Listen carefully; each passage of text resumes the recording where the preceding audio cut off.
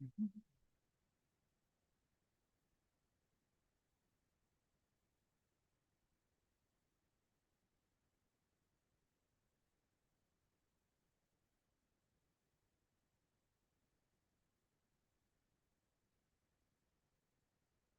evening, everyone. This is our Friday night hangout.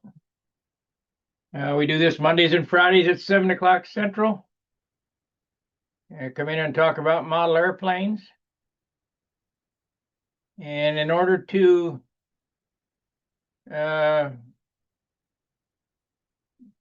become a part of this, you have to go be a member of Stunt Hangar. Go to At the Bench.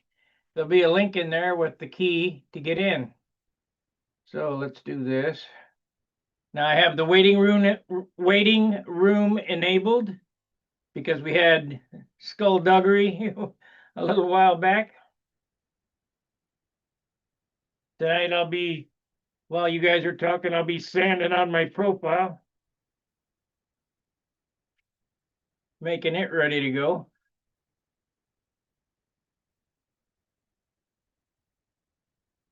So usually Gary Sinclair's in first. We'll see who's in first this evening.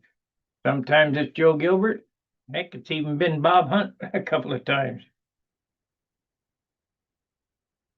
So I got to keep my eye peeled for the waiting room.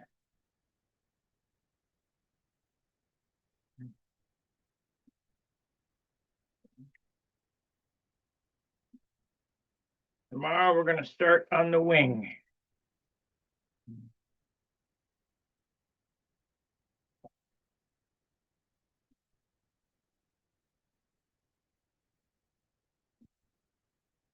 Now, part of using this primer and getting a light finish is sanding it all off. So I've put it on here. And I don't know if you can see that or not, but if you look here, look right here, it's pretty much sanded off. Well, we've got to make the whole airplane or the whole fuselage look like that. And then I'll dust it with a light coat of primer. And that'll be the base.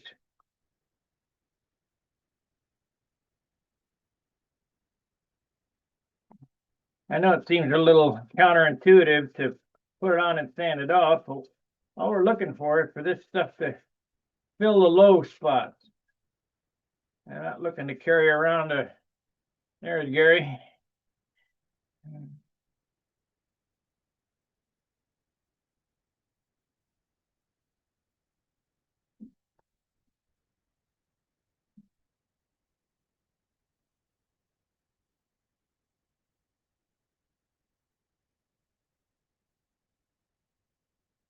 Well, you're first tonight. I'm here. I'm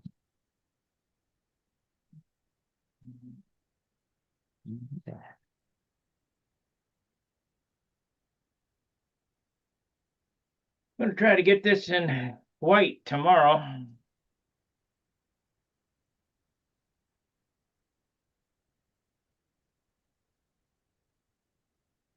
Really make it. Maybe even get the red trim on it.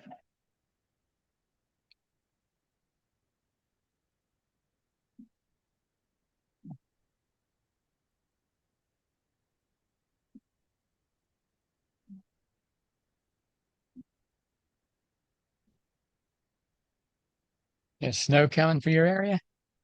Not yet. Not yet. How about you? Supposed to get some Saturday. Start Oh Saturday boy, I afternoon. can hardly wait. Yeah. If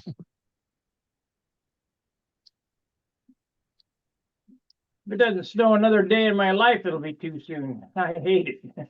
I do too. Just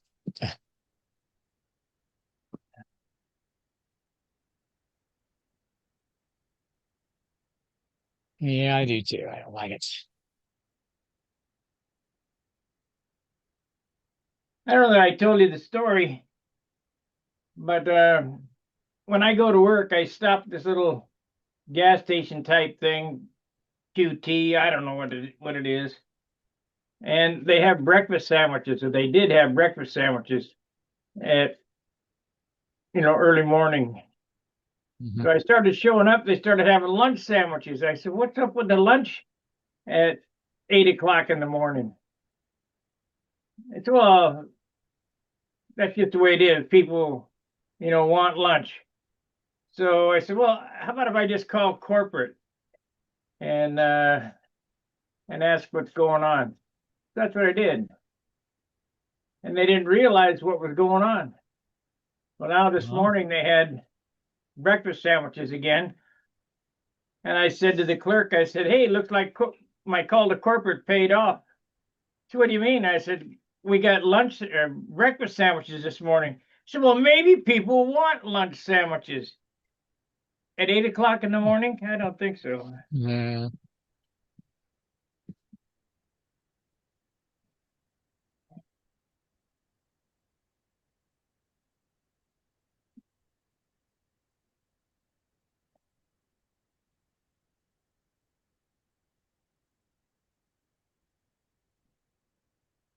Squeaky wheel gets the grease.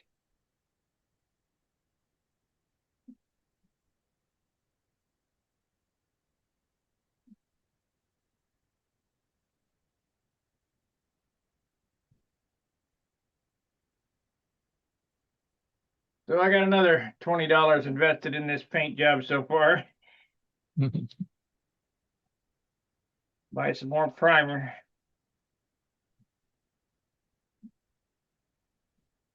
It's something how you can look at that stuff, can't you, over and over, and then all of a sudden, where'd that come from? Yeah, easy to miss little spots.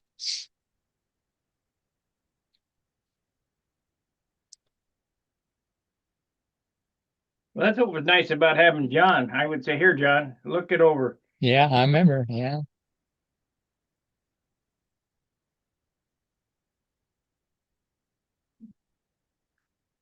and it helps because I don't see everything, or I just think, "Well, I'll be all right." yeah. It was, mhm.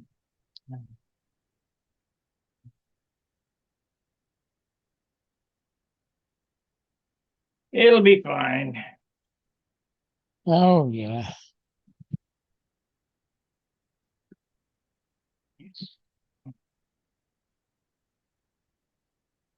Coming out nice though.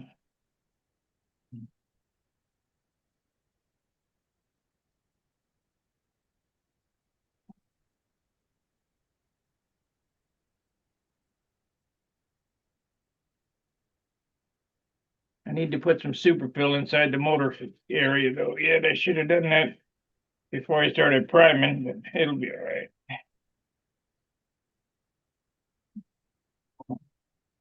I don't want any fuel soaping, seeping down past the engine mounts into the cowl area, the cheek cowl.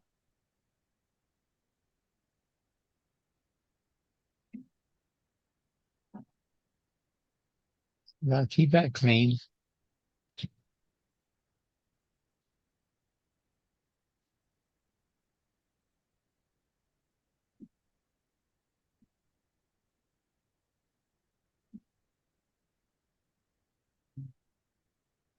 Yeah, we got nobody come in yet. Everybody, Well, yeah. it's only 5 minutes.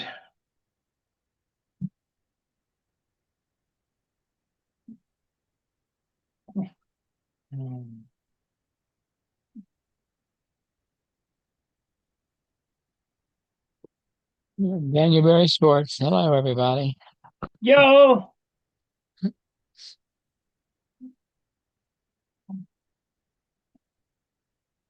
Bob's going to be doing another demo for us. Is he? Well, that's It's when I good. talked to him on the phone. He asked me if I mind. I don't mind. No, Yeah, it's kind of neat. Yeah.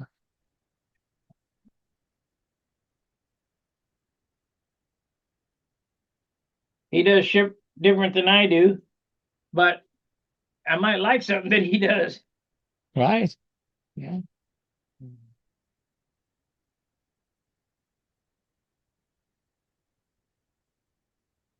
So you got your tree up?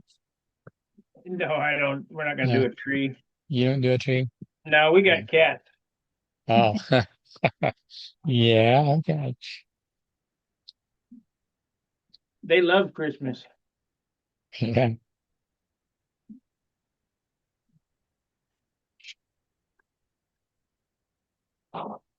Yeah, they love Christmas. They simply decided to chase each other and play a little bit, and then well,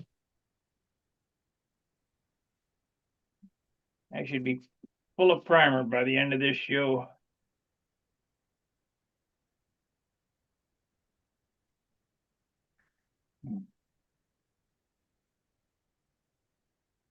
but how do you feel? Do you feel that's going to be tail heavy or nose heavy or just right? Probably be nose heavy, depending on how heavy I make this thing, Yeah. how much I make it shine. I mean, there's a lot of weight up in the nose.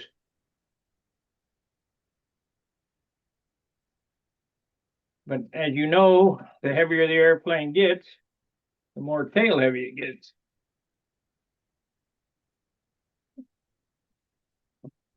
So if it's sub 60, it'll be nose heavy.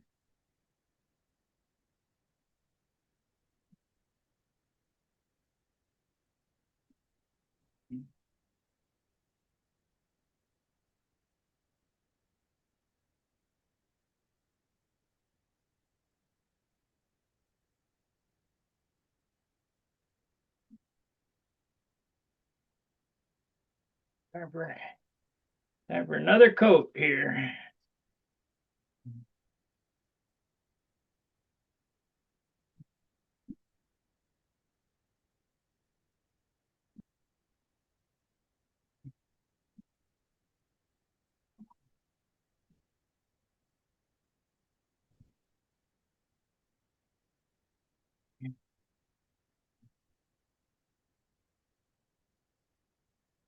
You put a lot into it, though. You try to make it strong. Straight, strong, light as Yeah. possible. Yeah. Now I'm working on get this thing as shiny as possible.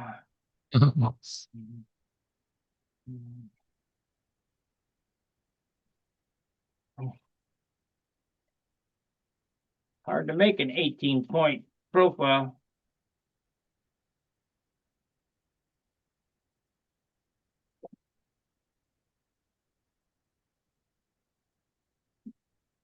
But we're gonna try.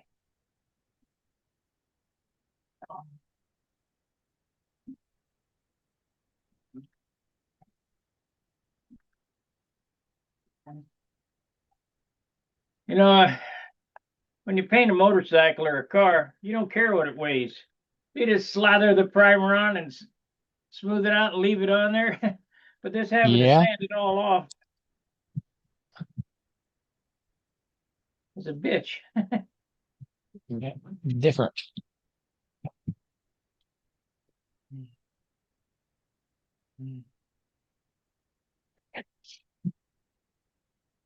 Anybody can paint a car and make it, or a motorcycle and make it look good. All it takes is paint. But not everybody can paint without using paint.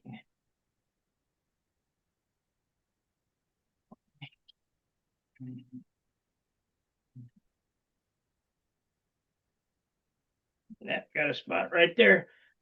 Aqua green.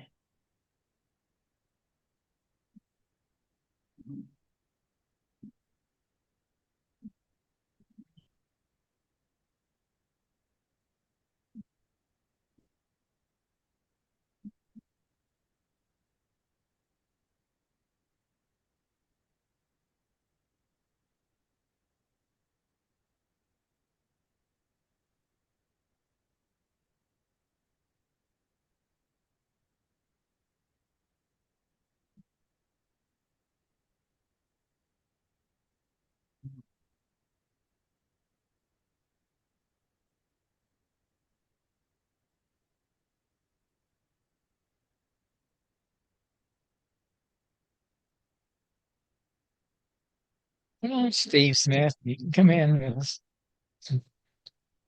I don't know. Maybe he's our elf lord tonight. I don't remember whether it's Mondays or Fridays. Uh,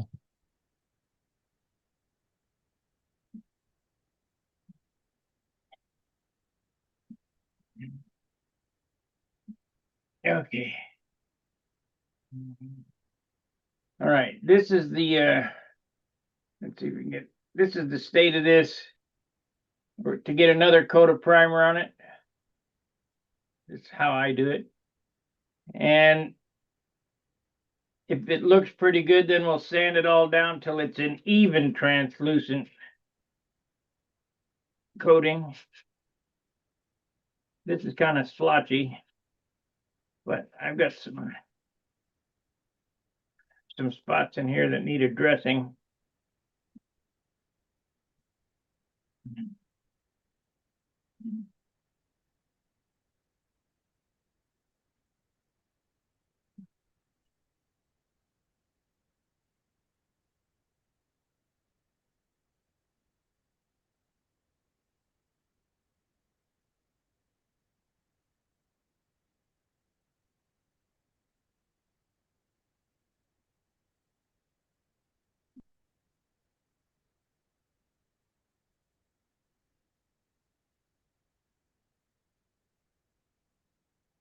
John Miller's probably playing Santa Claus, so he's probably not back home yet.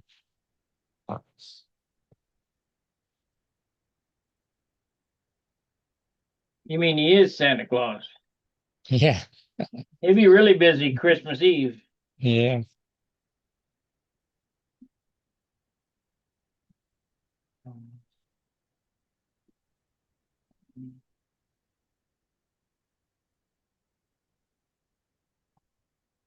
He'll be really busy. Got to go around the world.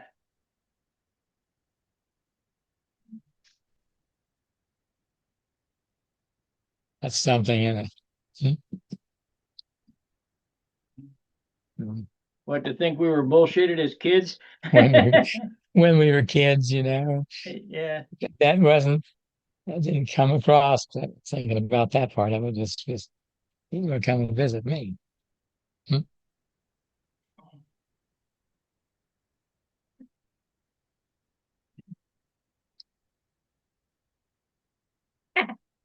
I got a thing in my mind just now. We used to leave Santa hot chocolate and cookies.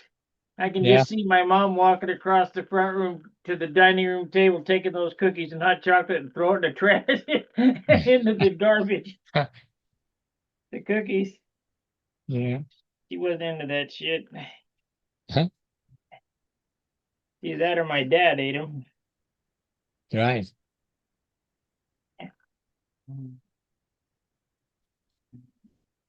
Yeah, he don't have time to eat all that stuff that everybody's asked. He never would get anything back.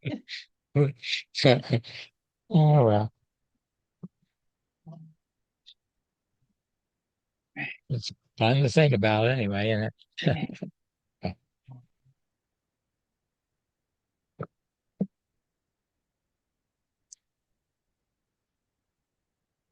That round was 320. Well, the next round will be with 400.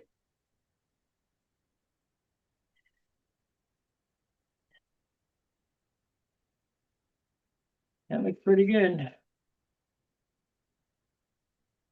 Pretty good. Anybody waiting to come in? Nope. No.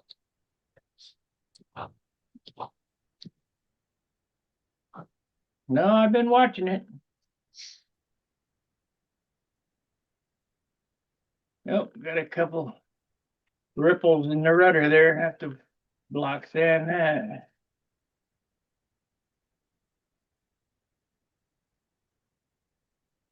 A little bit of grain right there. Actual green. Oh shit.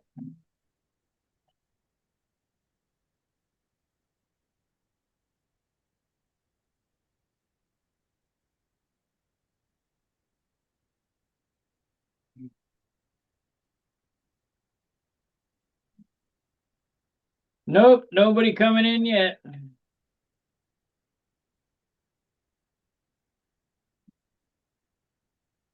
Gotta hold this now, and then when it dries, grab it in the back and do the nose.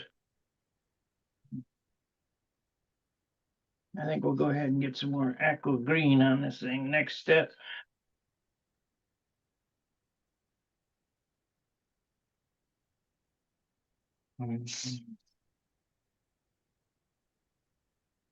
Maybe they just don't like me no more.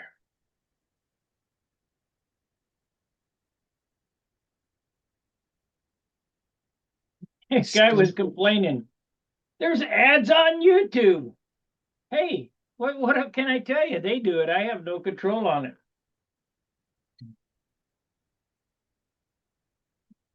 YouTube's a business. They're trying to make money. Yeah.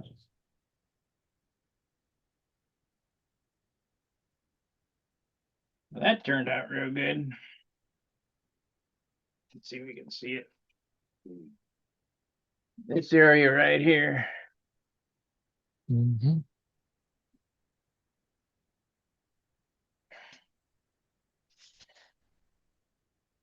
Turned out beautimous.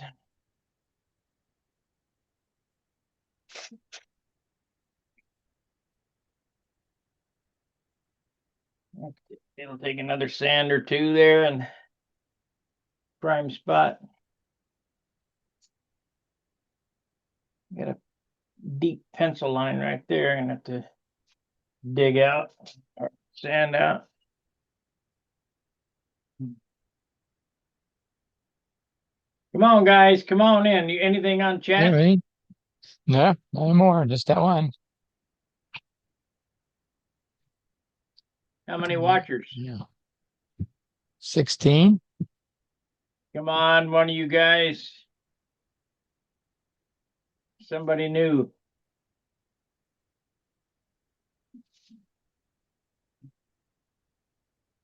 Now I got 18.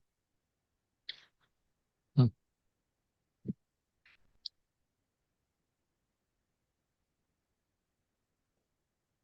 Well, it is the holidays. I mean, Yeah.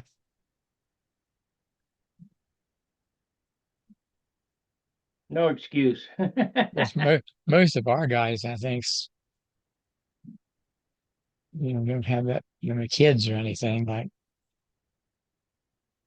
I the got a younger ones. snapshot of my channel since 2014. Let me see if I still got that email. It'll blow your mind. Let me see here. It was in stunt videos. YouTube creators. There we are. I started my channel May 13th, 2014. And 133. Let's see, I'm looking for demographics. Oh, what age groups am I getting views from? You're getting more views from these age groups: 65 plus, 80%, 55 to 64, like 20%, 45 to 54. I mean, we're old. Yeah. But Yeah. I do see that I'm going to be on tomorrow because my best days of the week are Monday, Sunday, and Saturday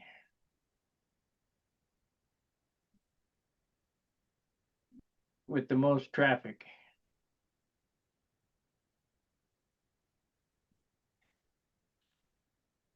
So, I probably kind of knew that from Saturday at John's. We had always had a good crew, a good watching base for Saturday Yeah, at that, John's. that that was good. I enjoyed that too. Yeah. I don't know what to do to replace them. There's no replacement, at least not here, because we were always farting with something. Yeah, he was experimenting and doing stuff and sharing with you and yeah, made it interesting.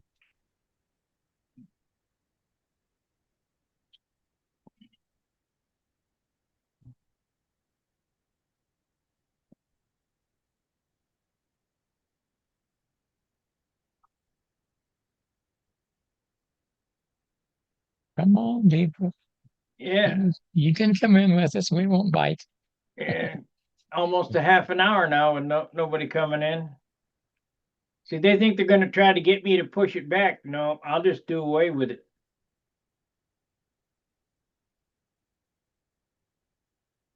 Modern modeler. Does your Mark, age group change by what you're working on? Does it?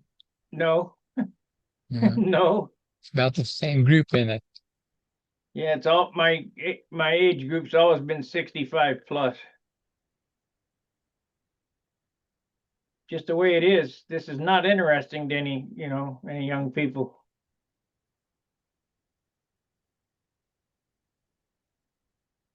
I'm going to hit up a 3D printer company for sponsorship. That, because I think I could sell some 3D printers. We'll do a tutorial on 3D printing. Of course, I don't know shit about it, but we'll learn together.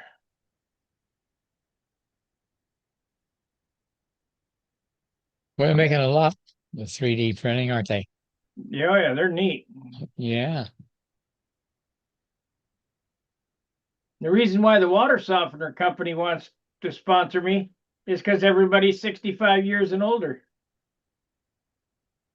They wouldn't want to sponsor somebody who's selling candy bars and, whatever, doing Yeah. stupid stuff.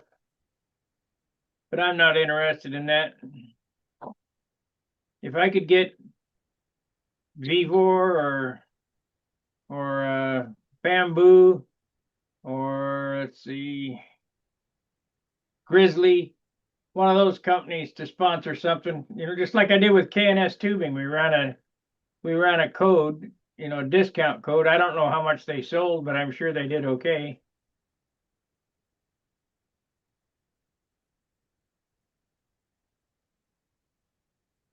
At the time I asked for that display rack, they said we don't have that anymore. They brought it back. Hmm. I guess people started asking for it.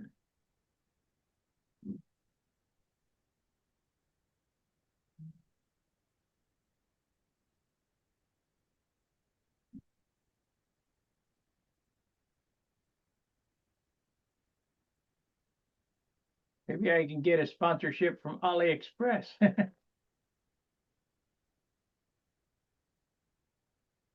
Except I don't like China.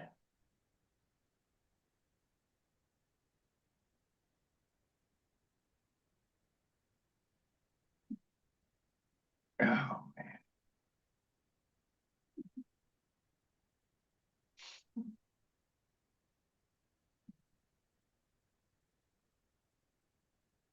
This has been the longest without anybody else coming in, hasn't it? Yeah, For a while, anyway. like I say, they're mad at me, I guess.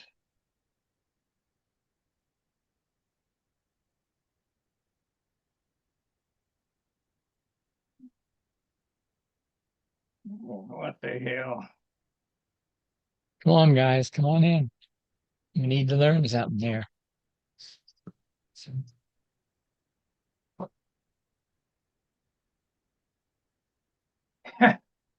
Went up for about $200. Hmm. Yeah, I think it's a scam.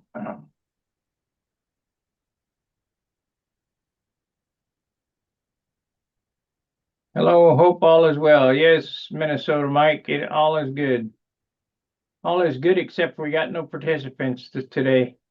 If we don't get a few in a couple of minutes, we'll just end this and I'll start a stream and start sanding. Or just not have one due to lack of interest.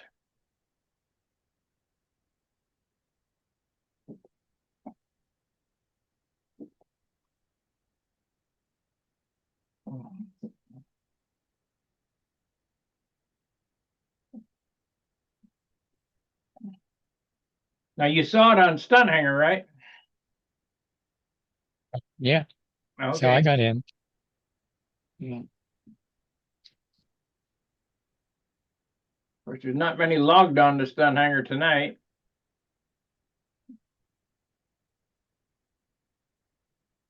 Let's see how many's on Stunt Hangar right now.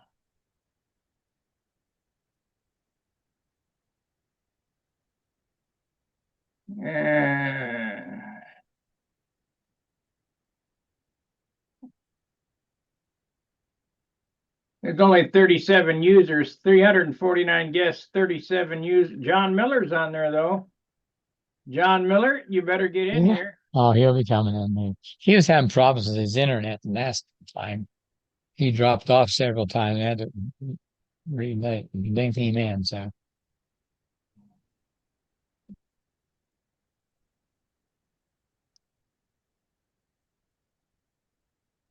come on, John. John Miller, there we go.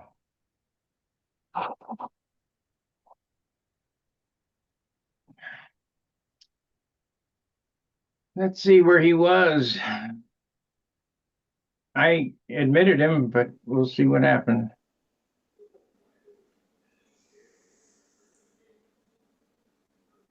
John Miller. Bonus Hey, John. tacos, Santa Claus. Say what? Bonus tacos. Bonus tacos. Just had dos burritos. Yeah.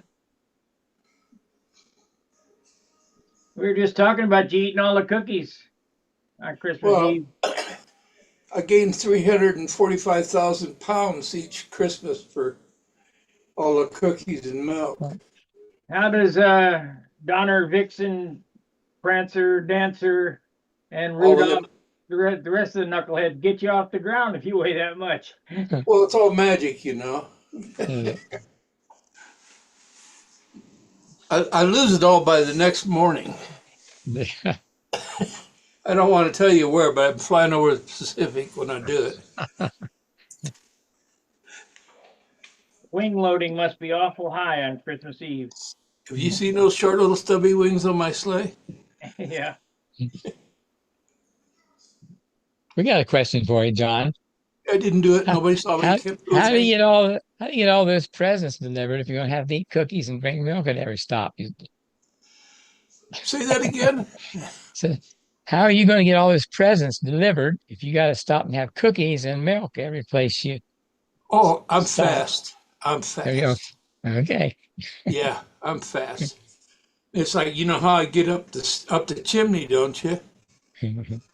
I stand there and I put my finger right there, Yeah, and away I go. away you go. Boom.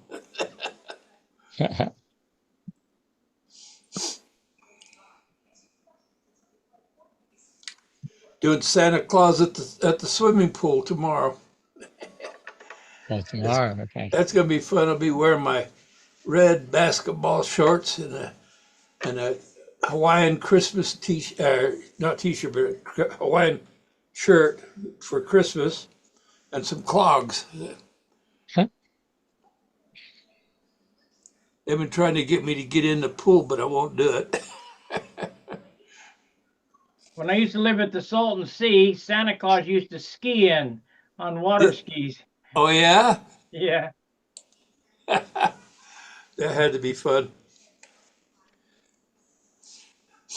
What are you doing there, Sparky? You painting your new plane or what? Priming. Oh, nice. Good looking profile. Yeah, we'll see. We'll see how she flies. What's your nose moment on that? 10 inches. 17 and a half tail. Oh, I like that. What engine you gonna put on there? The old Super Tiger 60. That's a lot of weight to put out there 10 inches in front there. He kept asking me, is it going to be nose heavy or tail heavy? More than likely nose heavy, I think it'll be nose heavy, yeah. depending on how much paint I put on it. I might have considered like a nine and a half or 9 inch nose moment on that, but it looks nice. The problem is you have to have a 6-ounce fuel tank. And with a 6-ounce fuel tank, 9.5 is you can't get it in there unless you notch the wing. And I'm not going to notch the wing on Well, profile. See, I'm used to using those plastic RC tanks. They weigh about half of what a metal tank. Now your your your your carbon fiber tanks probably are lighter than that. Yeah, So half the weight of that. yeah, so I can see what the problem is. The old rule of thumb on it is make the nose just long enough to get the engine and the fuel tank in there That's exactly without having to right. notch the wing. So Now here's the length of the fuel tank.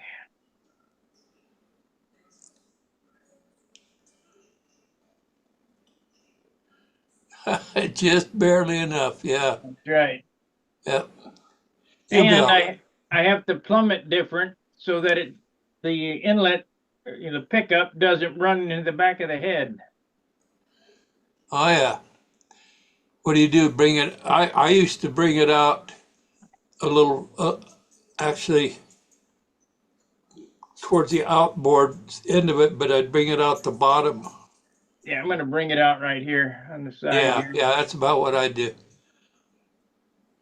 right on the side. And What then what does that tank weigh now, right now? there's no tubing in it, so it's probably 3/4 of an ounce. They weigh 1 ounce finished. That's light. Yeah. That's nice and light.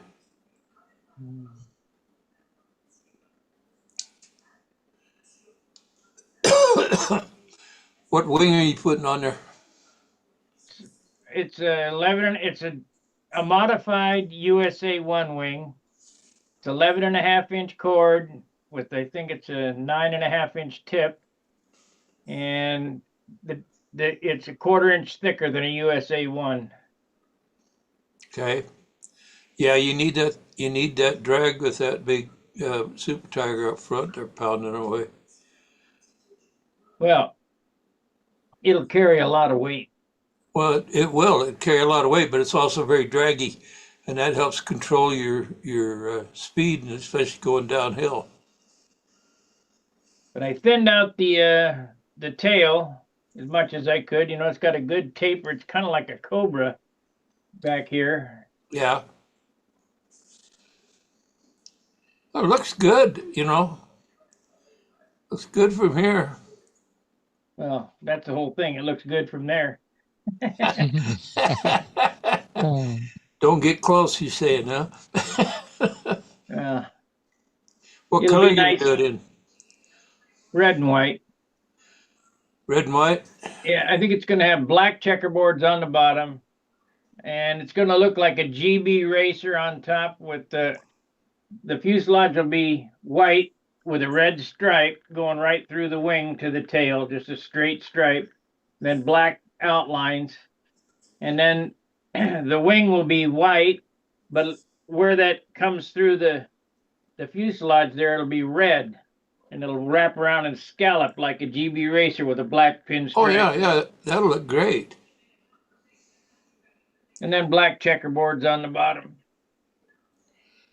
You'll put a checkerboard band on the fuselage there between the rear of the wing and the beginning of the elevator. I don't know. I thought about it's going to have gold leaf lettering on it. I'm going to get some 24 karat so that I can spin it Uh, instead of the variegated that I've been doing. I just want to make this airplane pop. Even though it's a profile, I'd like it to be a front row profile. I think everybody should build, if they're in competition, should build profiles just as looking for the front row every time. I think that's the way to do it. Profiles can be beautiful, actually. Trying to see who was it? Uh, Pete Peterson. Yep. Pete Peterson got 20 points with his Pathfinder profile at one of the major meets. I think it was the Northwest Regionals. I think either there or it was at the California what is it state meet. And there were a lot of people were saying things, but it's a profile. How can it be on the front row? And people said, "Did you look at it?" You know. It doesn't matter if it's a profile. It's a matter how's the workmanship, the Yeah. paint job. right? Well, I feel that way on a good paint job versus a good monocoat job. If the monocoat job is done right, it shouldn't be downgraded just because it's a monocoat job, you know? It wasn't, and it even won the concourse at the Nats one year. Yeah. Yep. Can't remember that guy's name. Canadian guy. It was a beautiful airplane. I mean, I think he's Canadian. I don't know. Maybe not. But he's a graphic artist by trade. It was beautiful. Yeah. Yeah. Transparent blue wings. Oh, that was the guy from California, Uncle Jimby. That's it. Yeah. Yeah. Beautiful airplane. His first version of that, he sent me the plans and I digitized it for him. It's a beautiful airplane. Well, if this one flies good, which I think it will, I'll do some pencil drawings, send them to you, and you can do whatever you do with them. Digitize it. Be happy to do that. I think it's going to fly fine. Here we go. Here Yeah, I comes think it Bob is Hunt. too.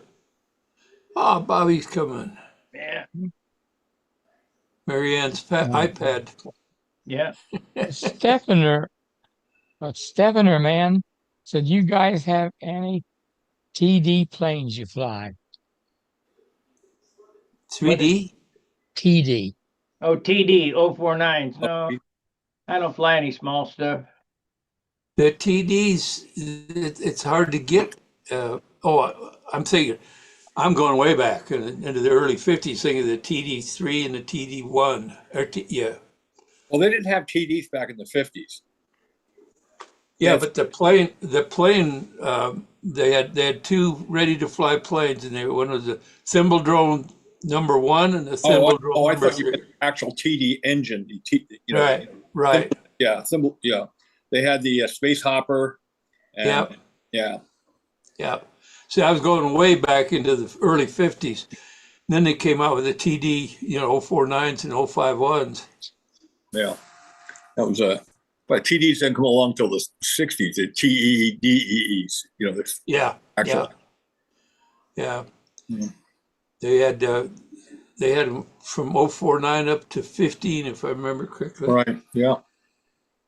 Did you know that the Thimbledrome was in the process of they at least they built a couple prototypes of 35? No, I didn't know that. Was Larry Renger involved in that? I don't know if Larry was. I think the guy that preceded him, he designed the that plane that Carl Shoup, the Bat plane, Okay. and he also designed the V-tailed old-time stunner. What does he call it? I did the darn plans for it. I can't remember his name. That wasn't Leroy Cox. He owned the company, but he had engineers, right? Right. This was a guy that worked for him for years and years. He was oh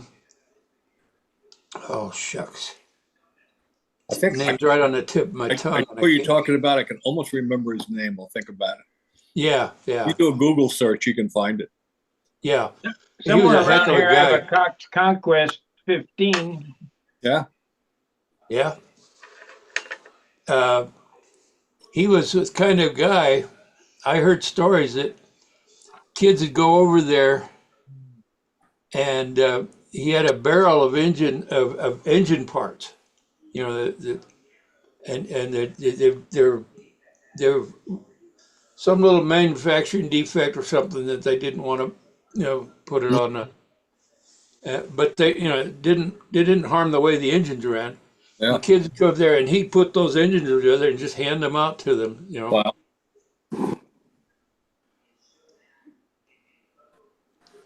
So how's things in the Hunt household? Well, we're a little sad this week, but my brother passed away, and Yeah, Uh, I'm sorry to hear that. he was 87 and had a great life, a lot of fun. Yeah. He was avid motorcyclist. He was a amateur enduro rider, a champion, and he was on the Husqvarna team, the Husky team. So did a lot of racing and a lot of fishing with Red Reinhardt. He and Red were best friends until Red's passing, and they raced bikes together and they fished together and hung out together. He had a lot of fun. Had a good life then, you know.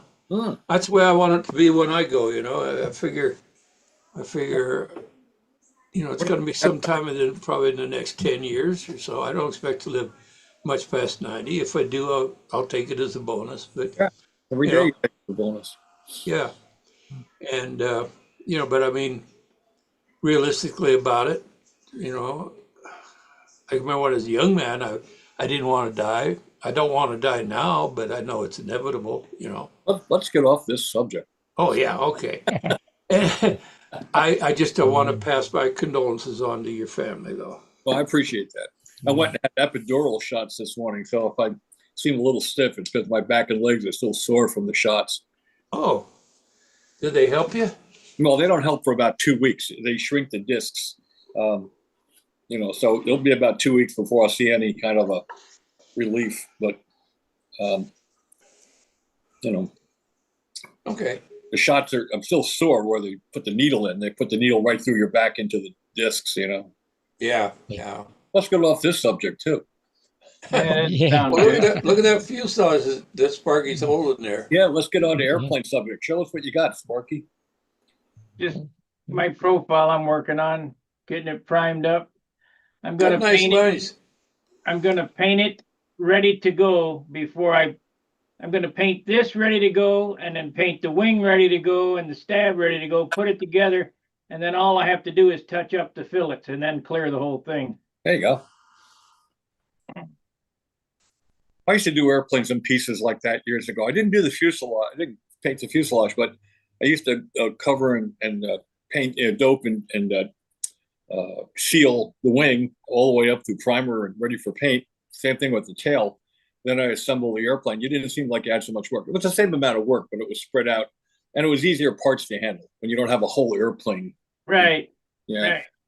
Well, I just was watching some of Wendy's take apart videos, and I go, man, that sure looks good. Holding those parts in your hand, sanding instead of trying to thimble fart around the whole airplane. Because inevitably you put a ding in the airplane someplace, you know. So. Oh yeah. Yeah. Mine get rashed up pretty good before they even hit the field. Yeah. Safest place for our airplanes is in the air. Yeah.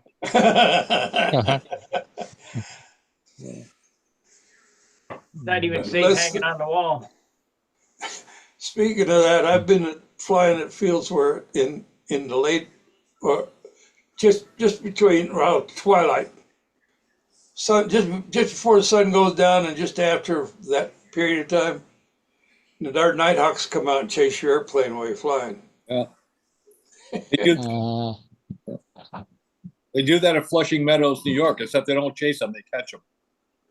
They catch them, huh? Yeah, Tomorrow lost one just recently. Oh, really? Mm-hmm. Yeah. Pretty bad. They like the tops of buildings, don't they? Them Nighthawks. They're like what? The tops of buildings, like in I don't know. a city or something. They probably do. They probably like where they can see out and see what's going on. Or something, yeah. I can't remember ever hitting a bird. I mean, I think I've hit like June bugs and bees, and because I found them on the lines, the residue. But I don't think bird. Well, I was at the contest at the Golden State Championships when Ted Fancher had that, what we call a purple pond scum. Oh, pond scum. Yeah, I named that. Yeah. Beautiful airplane, really. And he took off for his, I think it was his second round flight. Took off, nice takeoff. He's going along, pops it up into a wing over and comes out inverted, comes around here, boom, stops right there. And there he is, upside down, got asphalt or concrete all around him except for a ditch over there. So he's whipping it. He's figured he's going to land that sucker in that grass in that ditch. All right.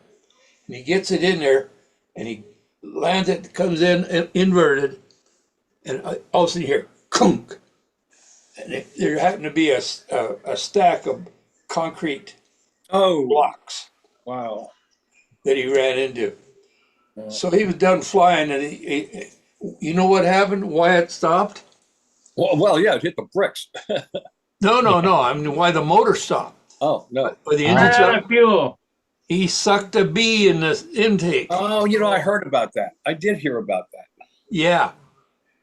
Yep, they sucked a bee right into the venturi. We used to use those little filters, and we used them for prevent bees from getting in or anything from getting in.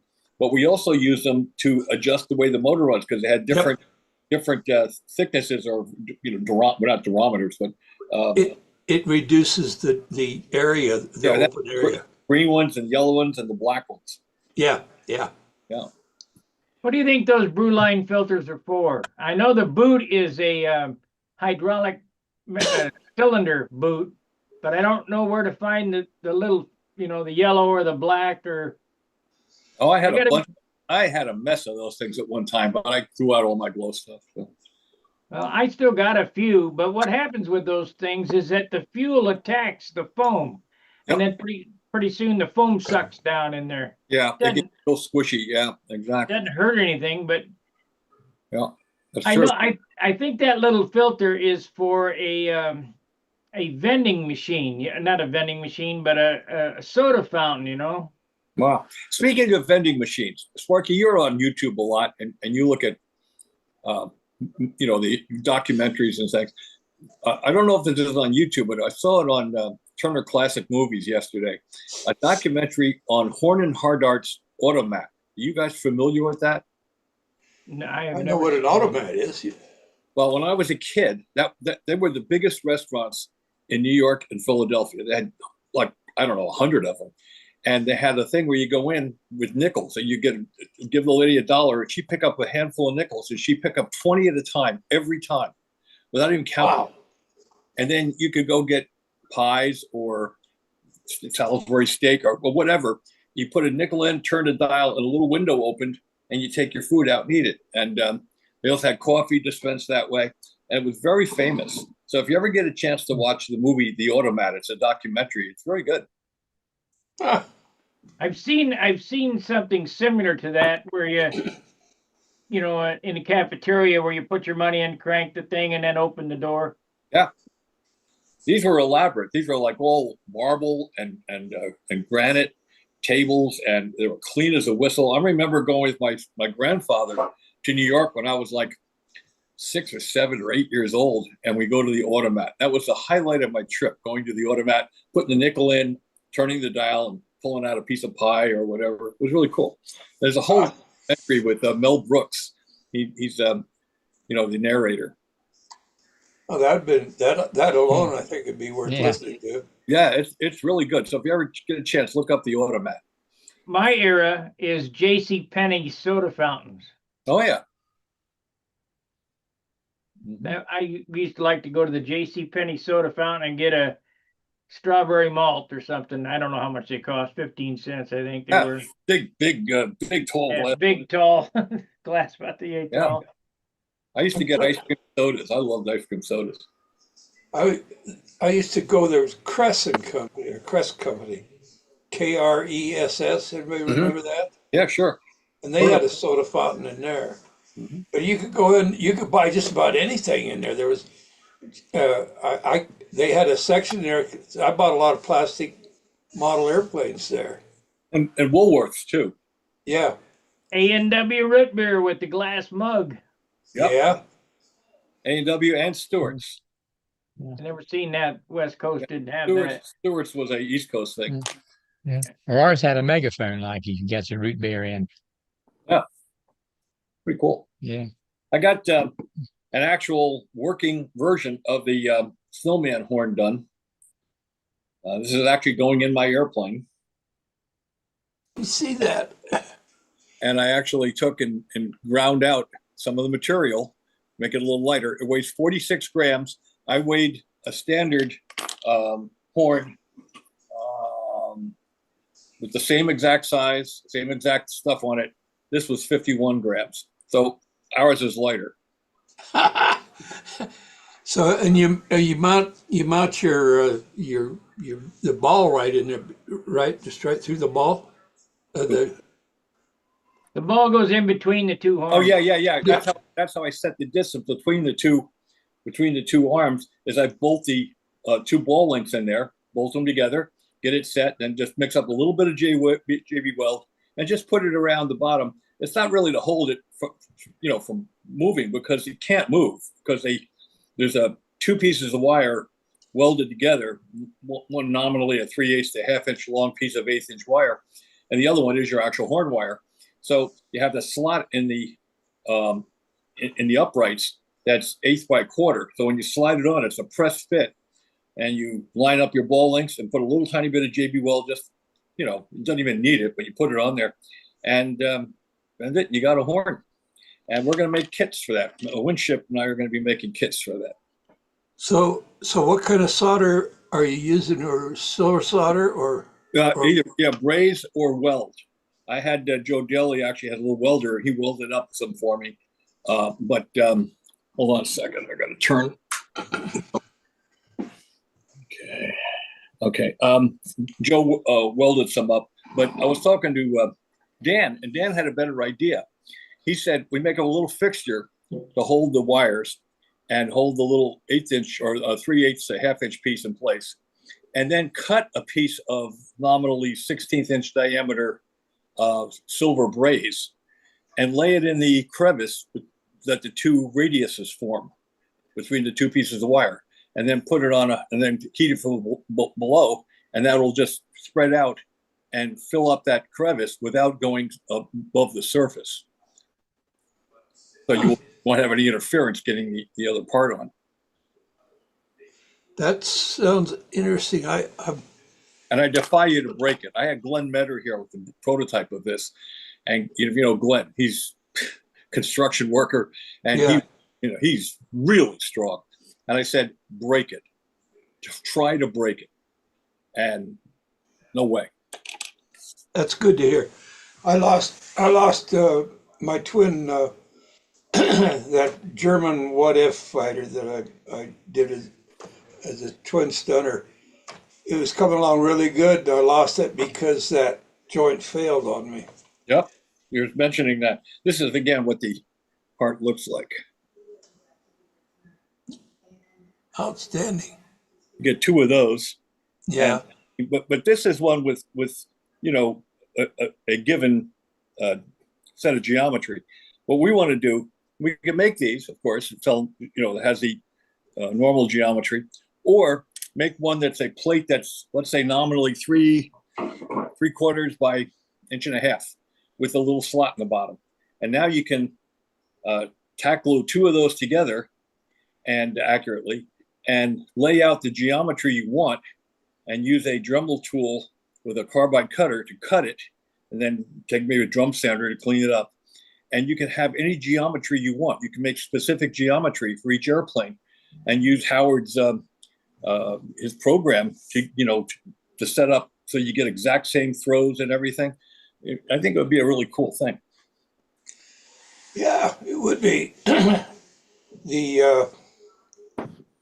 It's not hard to set up that geometry, even doing it on a piece of paper. Yeah. It's really quite easy. Yep. You got to compute. You got to compute a line through the center of the pivot of the horn wire, through the center of the connection point from, let's say, from the bell crank to the flap, and at neutral, that point should be 90 degrees to that line, going from the point where you're attaching the push rod through the pivot of the horn wire. It should be 90 degrees to that. Then you get the same amount of throw both ways. You probably don't know this, Bob, but I wrote the first article that I know of that was ever written on the old CompuServe forum. Brett Buck and Fancher and all that were on that forum at that time. Mm-hmm. I wrote the first one about that and explained how to do that. Mm-hmm. And you're absolutely right. It's just a matter of getting that horn wire at 90 degrees so that it's just logical once you see it. Well, and Howard takes it one step further, which I never thought of, but I agree with it, except it won't work in some of my airplanes, and I'll mention why in a minute. He also angles the actual plane that the bell crank sits in so that Right. so that push rod comes off instead of having the angle like this, it's like that. And that would even make it closer. But when you do that, you would take the front lead out wire lower in the wing and the rear one higher in the wing. Right. And have landing gear in the wing. You don't want to have the wire hit the landing gear ribs. So my landing gear ribs are made so that there's an opening in them that allows the lead out to pass through and not hit those, so that you don't get any stiction. Yeah. And if you were to angle the push, the bell crank, this instead of being this way, to be this way, that front lead out would hit. Now I could do it in tricycle landing gear airplanes because the rear one would be higher than the gear mounting thing. That's true. Well, That's I got to true. disagree with you, Bob, because I'm using your system, landing gear system, and I've been angling my bell crank for the last 20 years. And the landing gear are closer to the spar for me. I put them, the block closer to the spar instead of up front. Well, I'm not talking about the block. I'm just talking about the hole that the lead out passes. Right. My hole follows that landing gear block, and then it dips down and goes around. Yeah. Well, if you can make it work, then you got everything, you know. And that's a good idea. I mean, the closer you can get to linearity, I think, the better. Well, one thing that I've found out about it is you don't have to be quite as precise because we can't, with using balsa and wood, very few guys get to the precision that you could get if you were machining it out of metal. Yeah.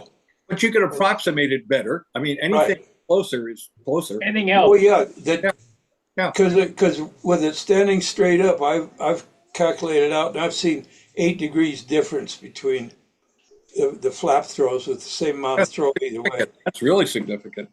Yeah. Now, over the years, we used to use straight up and down horns and straight bell cranks, and we got to, airplanes flew fine. But so I think it's a subtle thing. Some people are more adept at feeling the difference than others. But I mean, for years we used Vico horns and top flight bell cranks, and everything. Well, we learned how to fly around it. Yeah, we flew exactly what it was. To me, the most important part is the bending of the horn. When John had a jig, and I wish I could have got it, but he took it apart before he died, and it just in pieces. But it held the bell crank or the horn at a certain angle, and then you bent the horn. And I need to make one of those because if you do it by eye, you can end up off. You know what I'm saying? You can adjust it, but you'd be better if you didn't have to. I think there's a guy out in the West Coast. You ever hear of Dennis Moran? Oh yeah. Yeah. Dennis is really brilliant, and he made a fixture, I think, for bending horns. It was really neat. And I think another guy who could do that, has a machine shop and capability to do it, is Brent Williams. Yeah. He might be able to do it. He just messaged me the other day, so I need to get with him if he could do it to make me one. There's another guy near me who probably could do it. He had a machine shop for years. I think he just closed it, but he might have kept some of this up for his basement. You ever hear of Jersey Jim Martin? No. He was a very famous RC pattern flyer back in the 70s. He flew an airplane called the Banshee. And it was published in FM. He was on our world team and he placed at the Nats. He's really, really good flyer, exceptional flyer. And he had like you, Mark, he had a motorcycle shop where he did high performance work and also just standard work, but not any, he wasn't brand affiliated. But he built race motors and all kinds of stuff. And I used to hang out at his shop and he'd make anything I wanted, So I'll give him a call and see if he can make a bending fixture. Because if you could make them and sell them for a reasonable amount of money, and I think anybody would pay a couple of $100s to have a really good bending fixture so they get accurate bends like they want them. Something just came to my mind. I thought I'd mention it because while we're talking about flap and elevator horns and geometry and all that. I'm coming of the opinion on inline aircraft designs Yeah. that that's such an angle down, and you got to get past the leading edge to get down to get And I'm Okay. coming to the opinion that might be a case where we want to look at the bell crank Yeah. and break two wires off the bell crank. Well, What- Joe Daly and I actually worked up a system that Joe used for a while, and we were going to do that for inline airplanes. And then we figured out that inline airplanes don't fly as good as we thought they did. Yeah. So we kind of like shelved it for a while. But the idea was to put the bell crank attached to the post and have the post riding in bushings, top and bottom. And I then got one of them. and put output arms above and below the wing. The front top one would go to the elevator, which would have the horn wire sticking up, the horn sticking up, and the flap one would be sticking down and be straight runs, and you could adjust all of those. It's a good idea. I did something like that when I built my Jack Sheik's stagger wing beach, because of the way that it all laid out. It worked out real well for me. But then I talked to Joe. I was all excited about building inline airplanes, designed a bunch of them. And I asked Joe, I said, how are you doing your inline setups? And he says, well, I don't use inline anymore. He says, I don't like it. He said, I couldn't get them to groove. I've flown some inlines. I thought they flew good. But then I started thinking about it. I said, what are my airplanes doing that I don't like? Nothing. I couldn't find anything, with the tail a little higher than the wing center line. I couldn't find anything wrong. They turn equal, they lock, they track, they do everything correctly. Why am I chasing something I don't need? Yep. And I think that one of the main reasons that tails up higher like that is to try to keep the geometry corrected from the wing to the flap or to the elevator. What do you got there, Char? Yeah, that's exactly what we had. I got one that looks exactly like that. Yeah.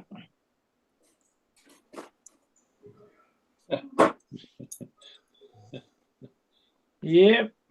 Got the same thing. It's on a snowman too. Look at there. And it turns the whole. You got bearings top and bottom. Yeah, bushings top and bottom. Yeah. There was a guy in Australia, and he brought that out the bottom of the wing, but he had like a T-bar on there, and it was slotted, so he could change the throw. Yeah, that's what we're going to do. The actual the horns that came off the top and bottom, we're going to have so you can adjust the throw. You can adjust the ratios in and out. Yep, that's what he did. We had them both on the bottom. One side was for the flap, the other side was for the elevator, and he could adjust it. He said in one post, he said he come to the conclusion that his airplane didn't need any more than 7 degrees of flap deployment. Well, that's each person's different on that. But yeah, you're going to use an inline airplane, like you said. The push rod from the flap horn, the traditional way, is much too steep an angle, and it gets the geometry off. So if you make the top push rod go from the top of the wing right back to the elevator horn, and the bottom one go to the flap, they're both they're dead straight runs. Right, you don't have to even correct the geometry on the horns. You can put them straight up and down. Right. Straight up and down horns. Yep. No. But it kind of like was, what you do about nothing, This one here is almost in line. There's only an 1.25 inch difference between this line and this line. How much of a difference? 1.25 inch. Well, that's 1.25 inch is a lot. Yeah. Nah, not like I usually do. Yeah, I don't think any of mine are that much, but or maybe an inch. Maybe an 1.1 inches at the most. But the bottom line is whatever works for you. Yeah, I don't know whether this works or not. I just look cool. A lot of times we do things because we see someone who's successful flying, a champion or something, doing something. You figure, well, that's the way to do it. Well, that's a way to do it. It's not necessarily the way to do it. if it works for them, that's great, but it may not be what you need, you know? Absolutely right.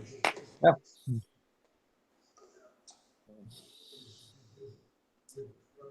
So I got the flap, I use those 1/8" basswood drives on the end of the flap. So I take a piece of basswood that's thicker than the root of the flap, and it's a rectangular piece.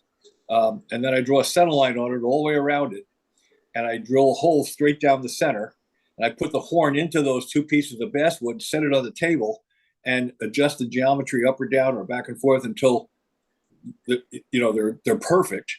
And then I put the flaps in place on the airplane, and I set that carefully on the flaps and draw a line each side of it, cut the flaps, and then use the flap itself as a template to put onto the basswood on the center line, draw around it, cut it out, glue it to the flap, and every time they come out dead flat.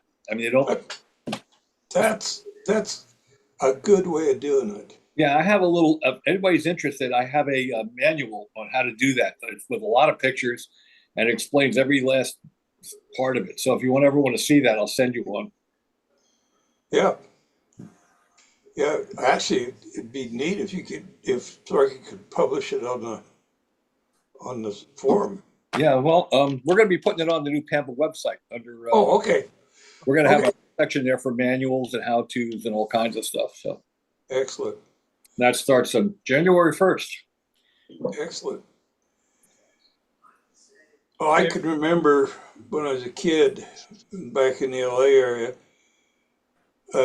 Southwick and the group he was flying with, they decided that maybe it might be a good idea if they could get the root of the wing to stall before the tips did. It might help, and that. So they came up with this thing where the leading edge of their wings was sharp near the fuselage. And then as it got about 25-30% out, it would go to the normal rounded.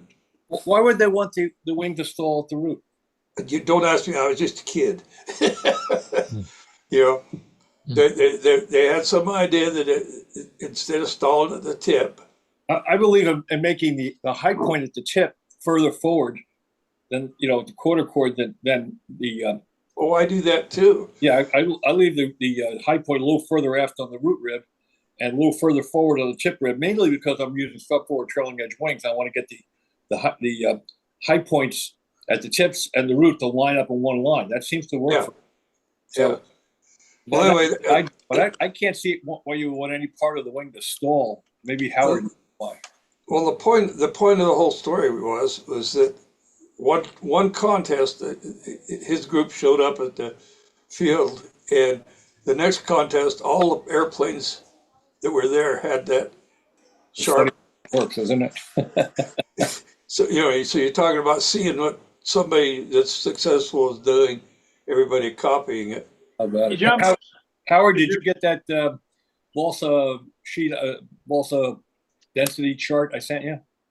Yeah, just Okay. use Bill Lee's calculator on the website. It's down at the bottom of the Stunt Hangar.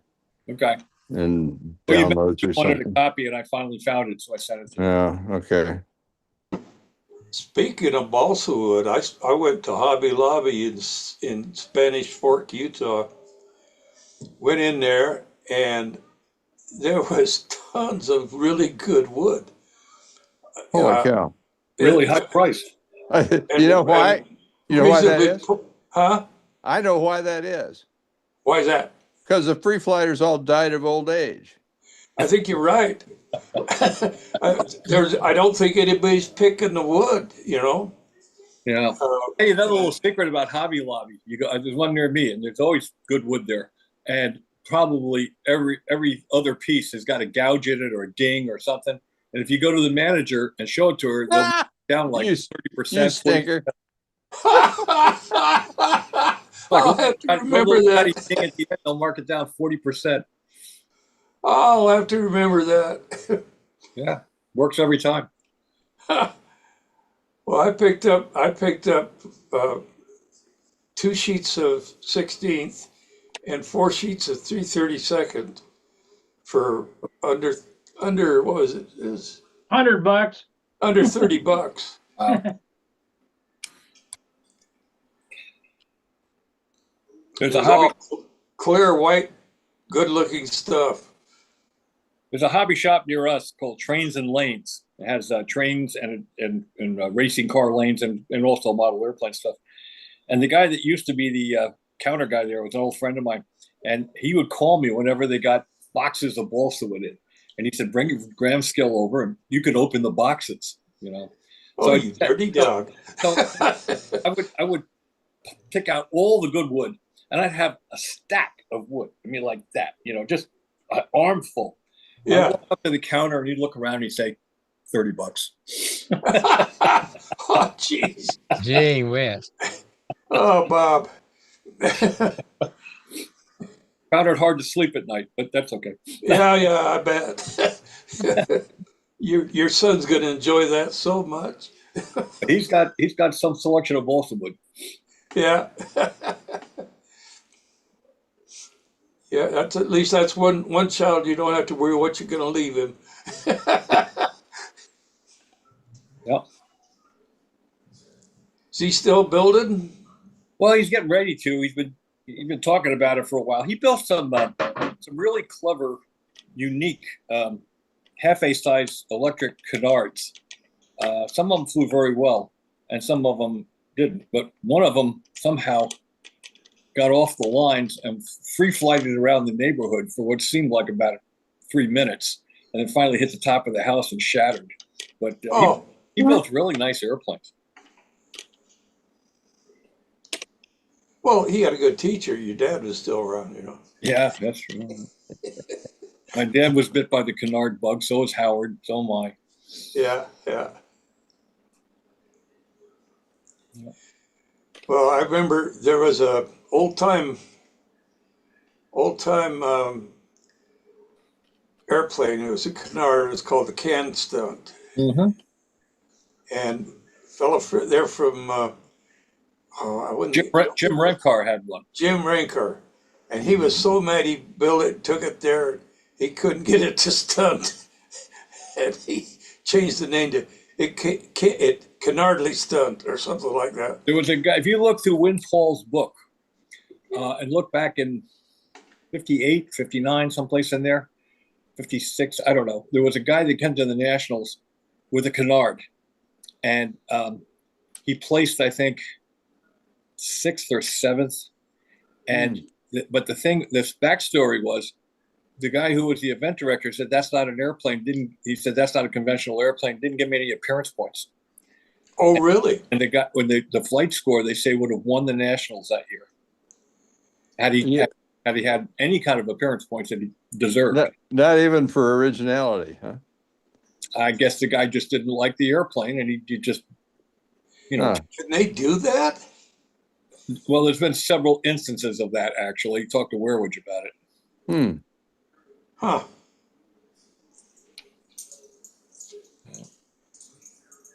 I wonder how many appearance points that guy got for those tri-motor, tri-wing things. Oh, the Jim Sumner? Oh, yeah. There was a character. Is he still around? I haven't seen him in a long time. I went up to a couple of contests up in New England, which is where he was from, and I was hoping to see him because, you know, he actually made those things fly pretty good. Yeah, they flew okay. They flew good. But the real travesty was at the '88 Nationals in Tidewater when the event director took Ron Burns' Wildcat, which was probably the most magnificent stunt ship ever built, walked it right to the back of the room and put it on the last row. Yep. So, yeah, there have been a lot of instances of airplanes that deserve to be way further up in the room that got screwed. Pardon my French. Yeah, I understand what you mean, though. That Ron Burns thing, I saw that airplane. He brought it out to Whittier Narrows. He also he had a Zero that was pretty decent, too. He had a Maki, too. Yeah. Yeah. Pretty good stuff. Well, I flew my sheets. Go ahead. The folklore of stunt. Yeah, I flew my chic stagger-wing beach in sports scale at the Whittier Narrows. I think I got third place. Tim Just was talking about stagger and in biplanes, and didn't know which way was positive stagger and which way was negative. And I told him that, well, that's before my time. You'd have to ask Keith Trossel. He went to school back in those days. Well, if a drunk is staggering up the street, it's positive stagger. If he's staggering backwards down the street, it's negative stagger. Yeah, I don't know how that applies to biplanes. So, Well, you know, I talked with Bob Whiteley about, he had a project he wanted to get done. I wanted to do it too, and I promised him I wouldn't do it if he wanted to do it. Since he's nowhere around, I may do it still. yeah, Whitman had a little stagger wing home built that was the Hyperbike or something? the Hyperbike. That's right. And he wanted to do that. He says, you look at that. He says, the moments are almost perfect. Yeah, yeah, even the fuselage lifts. Yeah, everything. And so I keep looking at it. He didn't get to do it, so I might do it. You know. Yeah. Hey, at our age, we don't have to prove anything anymore. We can do anything we want. That's right. Heck, I can't fly. I fall over. Yeah, you don't have to justify it to your boss either. No. Yeah, right. That's a problem that I used to have. Why are you taking so much time off, right? No, it's Blowing. if you want to make a canard or something. Actually, we spent quite a bit of effort on a canard in the early days of the 787. I've seen artist renderings of it. Yeah. Yeah, that was dumb. Well, Beach made one that Sucked. And the Piaggio. yeah. Sure was pretty in flight and had a beautiful sound though. Which is that? That Beach. Oh. Beach Starship, yeah. It was covered with vortex generators. They were too heavy. I've heard. No, it was substandard. I got to walk through it after it landed. The whole thing about it, they had to put in a spar that was way too heavy, and it just never. Once they couldn't get the certification with the design they originally had, and there's a whole story about it. You can go online and read it. Well, yeah, I've known guys who were involved in that. Have you seen Peter Schreepol's cardboard airplane that flies? He's flying it. Peter Schreepol. He's on YouTube. No. He's out of Dayton, Ohio. And we used to go to Radical RC. He built a whole airplane out of cardboard. I mean, he flies it. Oh. Got a paramotor in it and all that. And he also hot wired some foam airplanes that he's, ultralight foam airplanes. Kind of cool. He's a crazy kid. Well, I was at a stunt contest in Illinois, right off. I'm trying to remember the name of the town, but it was right off the Mississippi River. Peoria. Peoria. No, not Peoria. Not Peoria. It was on the other side of the river. Davenport. Yeah, no, but south of Davenport. Field there. They're down south of Davenport. Oh, all right. But anyway, Okay, and the guy running it was pretty well known running the contest was pretty well known in there. But Bill Zimmer. Say what? Bill Zimmer. No, he was the judge. Okay. But anyway, during the break between the rounds, he says we got a special treat coming in. and we heard this sound coming in, and that beach star, whatever, had a very distinct sound. Yeah. And he came flying over, and he did a couple passes over, and he came in and landed. Then they opened the doors and let us all go inside and look it over, and I up into the cockpit and all of that. It was quite interesting. When they opened the doors, did you have to back in? Well, no, you pretended. Oh, come on, Howard, that was funny. Well, yeah, I've heard. No, you didn't go in the back door. You went in the front door.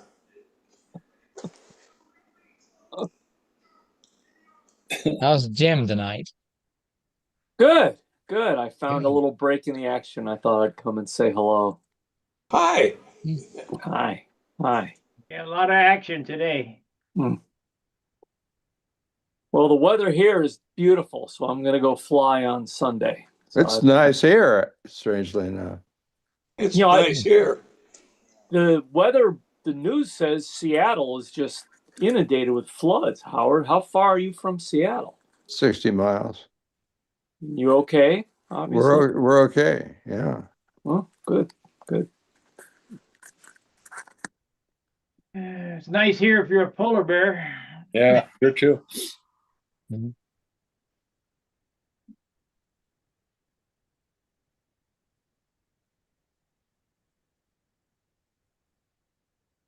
Turn this down a little bit. So I did something I've never done before. I purchased an airplane. Wow.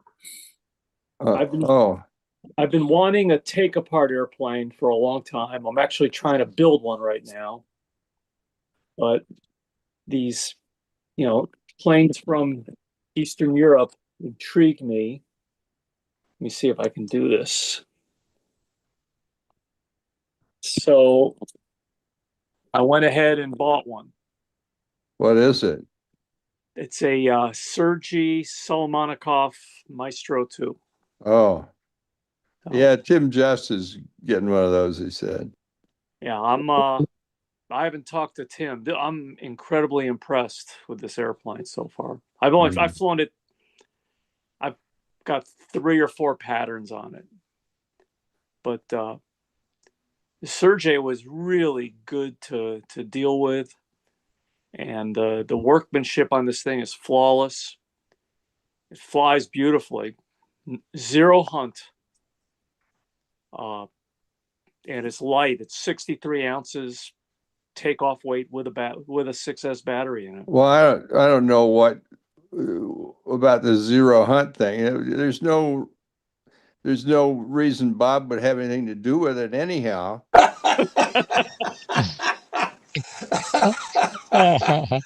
You didn't laugh at my back end into the canard joke, so I'm not going to laugh at that. All right.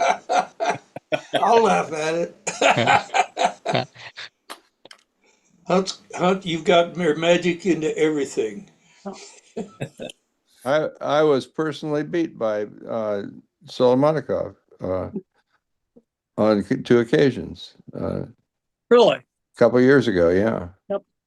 Well, I'll tell you, I remember Tim told me that actually what airplane he bought. Part A didn't fit in a whole B.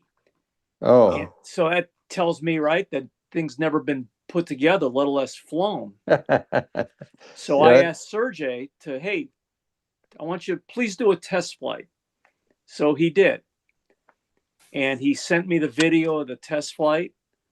And I watched the flight. And I'm thinking to myself, well, this plane is never going to fly that good again. That's a funny looking prop. Or are those reflections on it? Got a Falcon? Just reflections. Yeah. No, It's not a Falcon. It's his own prop. I'll tell you, it's 13-inch. It's a 13-inch prop. And it weighs, I want to say, about 14 grams. Yeah. Well, so that's light. Should have known it wasn't a Falcon because all of us were looking at it and it didn't break. Right. I like the color choices on that. got a nice palette on it.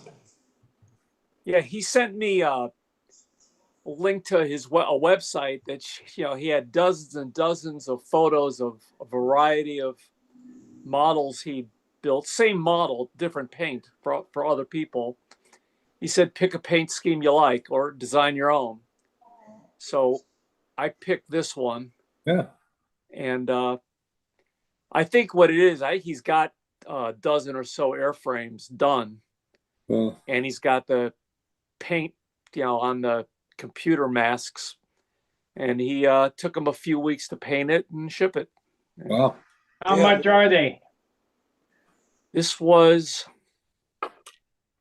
about $3,500, but that includes $500 worth of powertrain.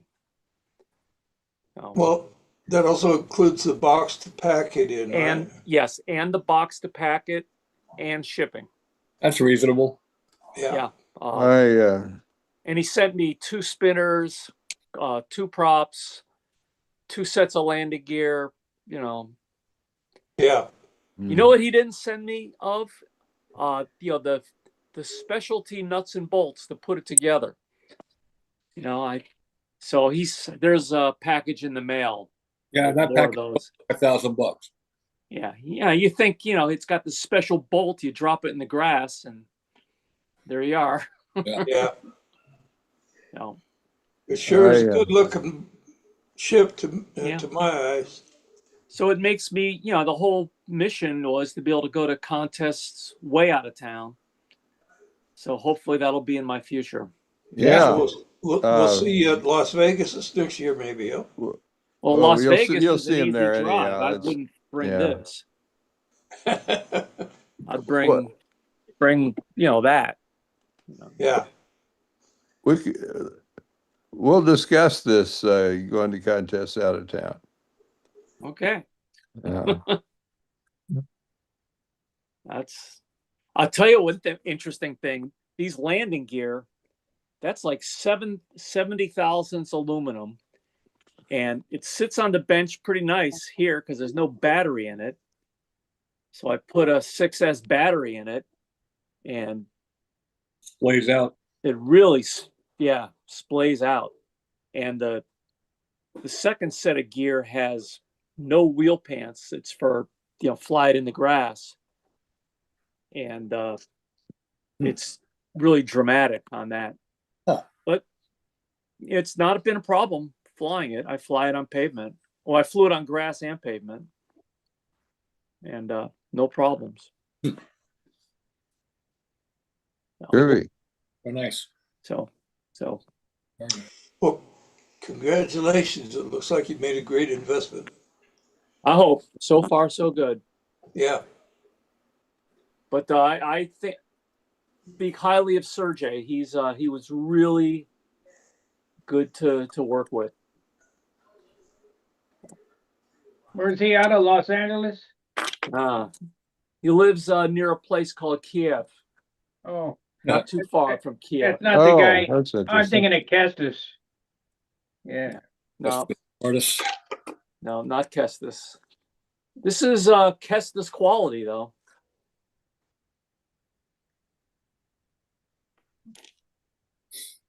Kestis did pretty well at the Las Vegas, I thought. Again, considering who he was flying against. Yeah. He got the prize for the prettiest airplane. Yeah. Yeah.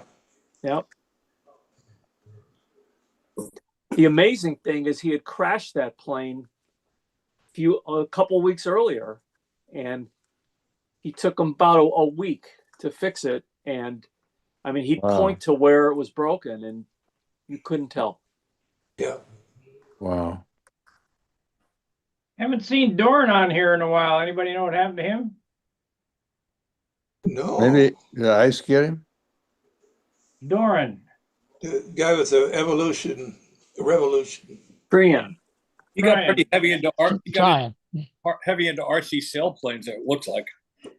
Oh, he's going back to that? Oh. Yeah, he had one at the Nats. He took the thing and he gave it a fling, and it was about 200 feet high. That was amazing. Yeah, that's called discus launch sailplane. Yeah. That was a humdinger. They really go. I went to a contest just for discus launch with Warren Tiart, who's in southern Pennsylvania. I met him there. It's amazing the time they get out of those things. Of course, you have to have thermals, but when you do, you could fly. You could fly longer than the max is for sure. It's kind of like here in the summer, right off the desert, and that we get huge thermals through here. Yeah. You could slope soar a Lincoln out there. Yeah. Warren took me to a glider event near here. There's a big group. We went together, and the new technology, a lot of carbon airplanes, they had discus type things, and the weights of the modern high-end airplanes are, maybe half of what the older balsa airplanes were. And the performance to match. I don't remember what year it was, but they had RC gliding when our Nats was going on. Danny and I made it a point to go out there and look at the technology them guys were using. Trick. Yeah. Really nice. And actually, those airplanes, they would actually ballast them to be heavier in some cases. They wanted a heavy airplane in a lot of cases for sailplanes. I have a little half-A thermal. We call it. It's a half-A free flight, but it's for one of the hardest or the top end type. I'm not a free flighter, so I can't give it. But the fella had it on the table at the Christmas party. I picked it up. The wings fold at the joint, fold like this, and that's the way it's launched, with the wings like that. And it's got a lot of carbon fiber in it. It's very light. The FAI power sailplanes. Yeah. And that thing goes up, and then when it bunts, the wings flop out like that, and man, it's a little dreamboat. The FAI free flights also have folding props. They got real high performance 15s in them, and they go straight up, and then the timer, they'll shut off. And what happens is when they shut off, there's a little shot pin that goes forward and stops the prop, and the prop folds back against the fuselage, so there's no drag. Really amazing. And a whole bunch of things happen off the timer. It cocks the rudder, tilts the stab, makes coffee. It does all kinds of stuff. They were using them folding props at the Worlds. Yeah. What's his name? The guy from Germany. Christoph. Yeah, Christoph. Yeah, he had one. A green and white. Yeah. Speaking of props, who was it that was flying a single prop at the Nats? Single blade prop. That's risky. They do it in speed all the time, Supposedly it's more efficient. Yeah. This is a big prop, one single blade though. Can't remember who it was. Wasn't single blade. What are you talking about? What I'm thinking of is this single bladed prop. It had the counterweight on the other side. So it's a single. Yeah. Inside the spinner. In stunt? Yeah, in stunt. But maybe it wasn't the Nats. Maybe it was one of the bigger contests around. But I remember seeing pictures of that airplane and that prop. Recently? No. This is some years back.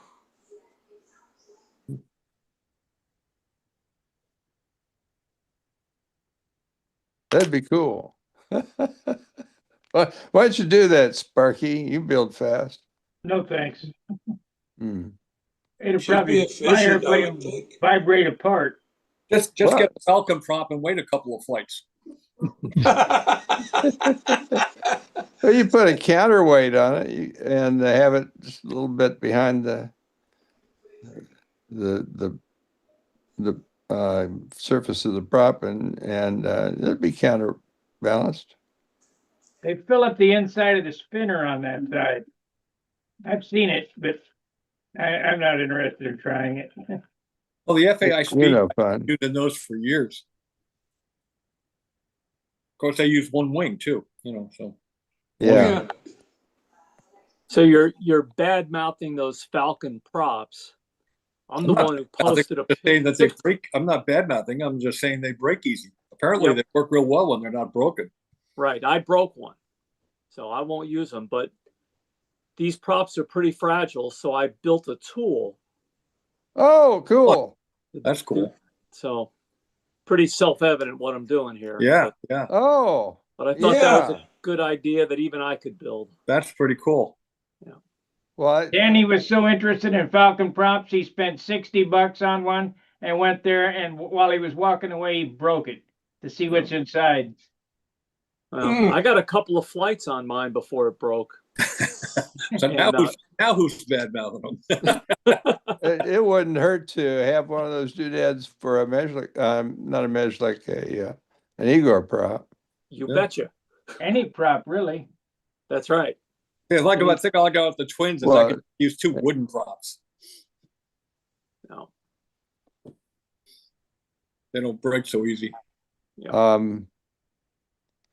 Well, yeah. Jim, that's awful good looking. You maybe ought to make a few extra of those because people are going to be asking you for one. I'll send them a picture. I mean, it's plywood and dowels. Yeah. I mean, no magic. Yeah. Pretty self-evident. Yeah. But very I had smart. a 13.6 rev up blade come off in my prop one side. Come off in my hand. Like it was nothing. I like these badass wood Yeah. props. They're great. I do Those too. are Zors, aren't they? Painted black. Those are Zor props, aren't they? They're painted black. That was a badass. They're badass. They're wood, right? They're wood, but Yeah. you get the swords or the badasses. They're made by the same company. Yeah.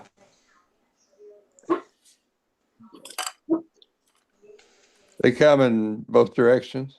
Yeah. Yep. These are Yep. lefts and rights. And they're really lightweight and they're Very light. they're very nice props. That's what I put on that Pathfinder in the background. That's Did you? That's a reverse pitch prop because now it can do a hourglass. All right. Oh. Which lead out's in front? It's 11 grams. 11 grams. Let's see. Which Not one's e- You're going to It's make not me even a climb up half there, an aren't you? ounce. It's upside down, so you got to do a coordinate transformation somehow. Oh, I'm going to pull on the lead out so you watch. All right. There's the front. Oh, front is up. Front is up. And a back, you had to have a backwards prop to do an hourglass. Is that? Well, to do it better. Do Oh, it better. But yeah. mine was better the other way around.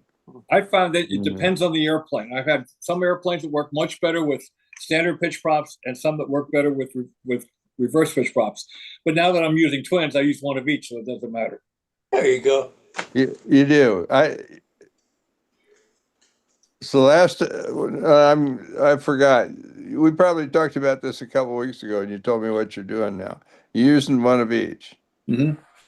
Okay. I know the red one you got, Howard, they're both the same. Both the same, yeah. And that plane flies, It's just fine, yeah. as Bob will attest. Yes, it does. It flies real good. By the way, my parents had 3 kids, one of each. That has more meaning today than it did a couple of years ago. I retract that.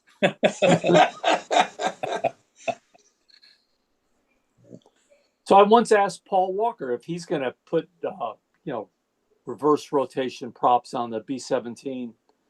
And I think his answer was no. He's not going to do that. Well, he's had two of them, and they all had props going the same direction. Yeah, well, I thought mine was good too until I tried something different and it was better. Yeah. So you got to try something different. Yeah, and again, each airplane, it makes no sense to me because I have like the Caprice flies much better with a standard rotational prop electric, and the Genesis and both Genesis fly better with reverse pitch props. Go figure. Huh. Could it be the lack of rudder on the one? Possibly. I mean, I don't know. I'm not smart enough to figure that stuff out. I have to You're call not getting any spiral. Howard or Dean to figure that stuff out. Maybe the direction of the spiral rotation of the air Could be hitting the tail, the rudder. Yeah. I don't know, but it's just I mean, it's not like it's a huge difference, but like Jim said, the tops have hourglasses, tops of square eights, the outside part of the square eight. Yep. I seem to feel a little more tension there. Not dramatic, just noticeable. Yeah, that's where I had trouble with the backwards prop on one airplane that I intended for the rear lead out to be up, but I forgot that the Igor device changed the sign. So I've been talking to that guy Paul Peterson, circuit flyer. Paige Peterson. No, Paul Peterson, up in Canada. Oh. I think his last name's Peterson. He's the guy that's he calls himself Circuit Flyer. He's the guy making the climb and dive timer. Oh yeah. And he's making a new one now that's got the kick in the corner feature, just like the Igor timer. He's got a twin function and a retract function, which really, interests me. Yeah.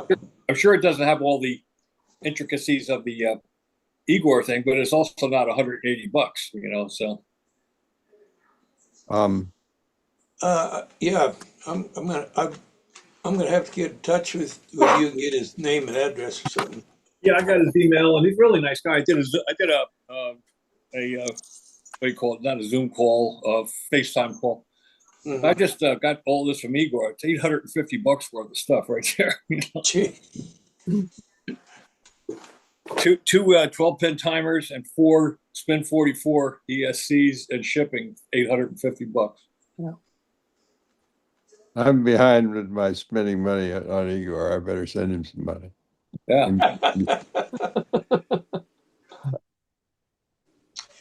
Boy, it was sure apparent at Las Vegas. Russ's buddy there, I forget his name. He had a definite where you would kick in and. Oh, that was Joe Daly. Joe Daly. Yeah. At Las Vegas, I didn't see Joe there. It was Osvaldo Campos. That's who it was. Yeah, he had the gain set pretty high. Mine's set pretty low. Yeah. So I bought a Igor phase 2 timer. I haven't had the courage to start figuring it out yet, though. It's sitting in the drawer. It takes courage, that's for sure. I think there's a community college class you got to take to go with it. I can pick up the phone and call Mike Palco and tell him to come up and explain it to me. Paul Emerson is the guy, the circuit flyer guy. Emerson, that's it. Yeah. Does he have a block diagram for his timer that shows what it does? I don't know. I haven't received one yet. I think he's kind of an open sourcey person, so I know you have to do it on Bluetooth with either a tablet or a cell phone. I want to see what it does mathematically. Yeah.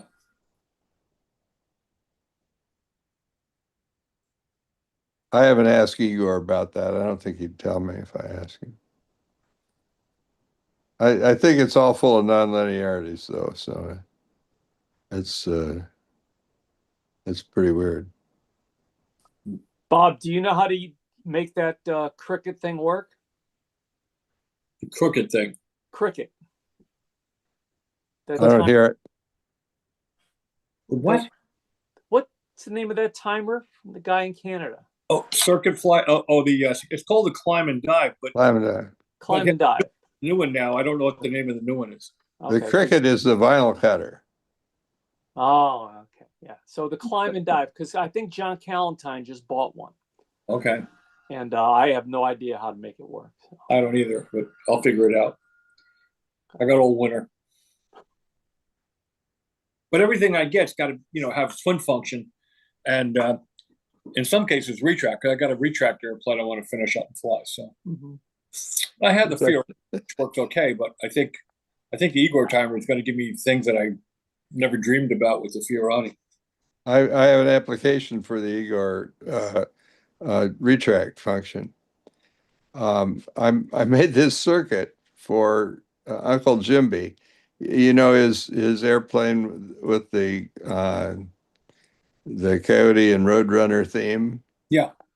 I made a circuit that says at the end of the flight, "That's all, folks," and it uses I haven't programmed it yet with the Igor's thing. I got it working without it, but it uses the Igor retract thing to actuate the voice at the end of the flight. Does it sound like Porky Pig?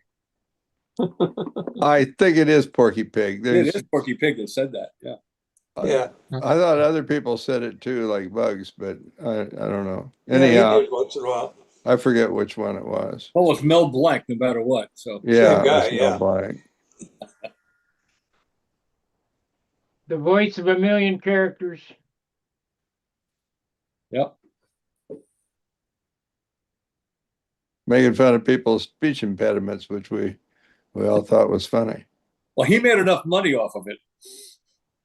Oh.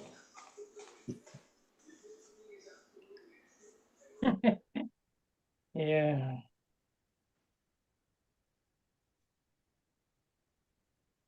Bob, when on your retract stunners, do you really, how am I putting this? The gain in function that you get when those retracts go up is it really noticeable? Yeah, you hear a lot of people around the circle going, "Ooh!" No, I'm no, I mean, Yeah. I'm seriously. Is it really noticeable? Everybody asked me that. They said, Yeah, at the end of the flight, Bob goes, when they come down. down, yeah. Who I used cares? It looks so cool. At the Nationals and say, "Man, I love it when the gear goes up." I said, "Yeah, well, I love it when the gear comes down." Yeah. And whatever advantage I might have gained with that was negated by the anxiety of the entire flight, wondering if the gear is going to come down. Now, it never did not come down, but there's always that one time. Now there was a story about Buddy Weeder, who had the Ryan's Evil Twin, which now hangs in the museum, and we were out there in 2015 on Circle 2, adjacent to the pavilion, where they had that little patch of grass. And he got talking with somebody after he flew a practice flight and forgot to change his battery. And he took off, the gear went up, and he got up to about, I don't know, square loops or triangles or something. Outside square is where you get. Yeah, wherever it was. And it shut off. And I'm familiar with that. of course, the gear's up, and back then we didn't have any fail safes like they have now. But he wasn't going to whip it for another 4 minutes or 3.5 minutes. So he walked over calmly and set it down in a little patch of grass between the pavilion and Circle 2, and didn't do any damage. And all the hot shoes over on, I think, Howard and David and Paul and all those guys over on Circle 4, they started applauding. And so we get back to the pits, and there was no damage. He said, "Did you see that?" He said, "I got a standing ovation." I said, "Buddy, they were already standing."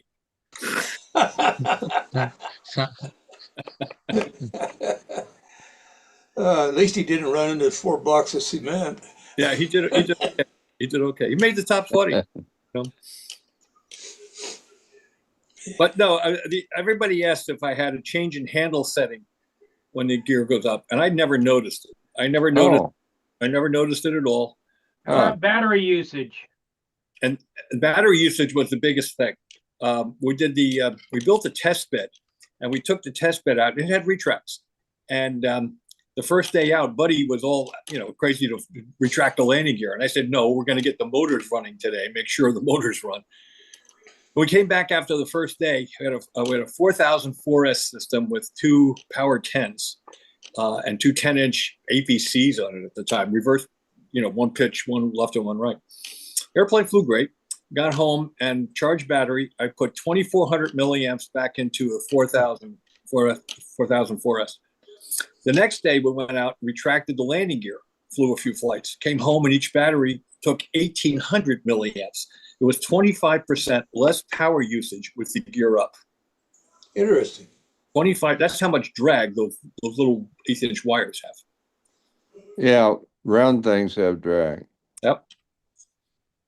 So that was a difference because you could use a little less battery. But other than that, flight performance, I didn't notice a huge difference with the gear up or down. You can make up for that reduced battery usage by putting the doodads on the elevator. That's true. Yeah. It definitely cut into battery usage. But that airplane didn't need them. I mean, it tracked real well. You saw it fly. I remember seeing one of your retract airplanes and thought it looked so cool. Yeah, it was cool. But again, it's apprehensive because I only had one flight on it before I went to the Nationals. So when I left the Nationals, it had 17 flights on it. Yeah. And because I had real bad back problems, I was, laid up for weeks, and I went to rehab and got enough mobility that I could finish it up and throw it in the car and take it to the Nats. So I really didn't have a lot of flights on that airplane. And again, I was very apprehensive about it, wondering if the gear's going to work. But I flew it a lot after that, and I never had a problem with the gear going down. Well, I have this feeling, and I don't have the math background or anything to quantify it, but I really believe Stunt is flown much better and much easier with a twin-engine airplane than a single engine. Oh, jury's still out for me, but I tell you what, I like the way they fly better than anything I've had in recent years. I've had some good airplanes over the years. My Saturn flew really well, and I had a few good airplanes that flew really well. But you can't compare. It's like comparing apples to bowling balls because there were glow airplanes in a different era, and looking back, you always have rose-colored glasses on. You never remember the bad flights. You always remember the good ones. These twins, I just love them. They have tension everywhere. It's like you're flying it's like Superman with a flagpole. You have the airplane attached to the end of a flagpole, and it's always there. Yeah. So the tension part and the coming downhill at a slower rate because of all that disc area, they come downhill pretty slow. So you can really watch them right to the pull-out point and hit wing overs almost every time. I know I flew the little red one that Howard has. I got to fly it one time, and I was just amazed. I had one at the same time. Mine, I didn't set it up as well as Gordy did on that red one. The difference between the two was amazing, but that red one is, how easy. It's like just drawing with a pencil in your hand. You don't fly it. You think the maneuver, and it just does exactly where. Yeah. Mm-hmm. And that's how much now too. Well, actually, I have a couple that fly even better than that one, but it took me a while to get that there. Mm-hmm. It's all in the jigging, isn't it? Well, a lineup. I mean, alignment is paramount no matter what you're doing for sure. But they trim out so easy. I don't know why. I think part of the reason is, and we've discussed this here before, part of the reason electric airplanes have a propensity in some cases to hunt, I think it's because of stiction in the control system. There's no vibration to break up the stiction. If anything is dragging anywhere, it's going to cause a little hunting. Well, the twins don't hunt. And the reason I think is, and Howard, you're more of an engineer than I am, there's two motors running at different speeds. So there's a harmonic between the two motors and setting up a little bit of vibration in the airplane. And I think that whatever it is, there's no stiction, there's no hunting ever. Huh. That makes sense? Um, If there's a harmonic between the two motors? I don't know. Or as Igor once said recently on Stunt Hangar in a post, you want to make them not hunt, just put on an unbalanced prop. Oh, He said that. Yeah. It's on my to-do list of experiments to try. Yeah. Would be one of those hit yourself in the head like Homer Simpson, you know? Yeah. I think there might be something with the props turning up, like you have them turning opposite. Possible. Is giving you a little precession one way and a little the other way. Well, you would no. say, but No? in 2015, I flew with 2 reverse pitch props. I had 2 reverse pitch props on the airplane in 2015. And I don't know why, I just flew it that way. And it still didn't hunt. I mean, so they're turning the same direction. I still think it's something to do with the differential and speed of the motor sets up some kind of a harmonic, some kind of little minor vibration. Right. Just enough to break the stiction. Way to find out is run them at the same speed. One flight, see what happens. Yeah, well, I mean, it could be a number of things with the prop beating against the fuselage. I don't know. Of course, you know, your propeller location of the props versus the balance point is different than it is on a normal airplane. True. It could be a number of things, and I'm just not smart enough to figure it out. And I don't care. All I care about is if it fly good. Yeah.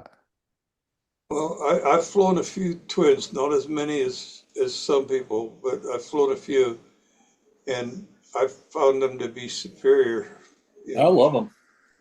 Now, you know, the downside is you have one more whole system to worry about. You know, another motor system. Well, not a whole system. You have one battery, but you have 2 ESCs. You got, 2 motors and 2 props, and there's more complexity. So consistency and reliability may be an issue over time, but it hasn't proven to be so far. Yeah, and it seems to me they seem to when they're trimmed out, when you're flying when they're trimmed out, you got line tension everywhere. Oh, we got line tension up over top to like I've never had before, ever. Yeah. I can hardly wait. You've got one of the best. Spend a week here and fly all my twins. You can come in and fly every one of them. And by then, it'll take a whole week to fly each one once. I got a lot of twins on the board right now.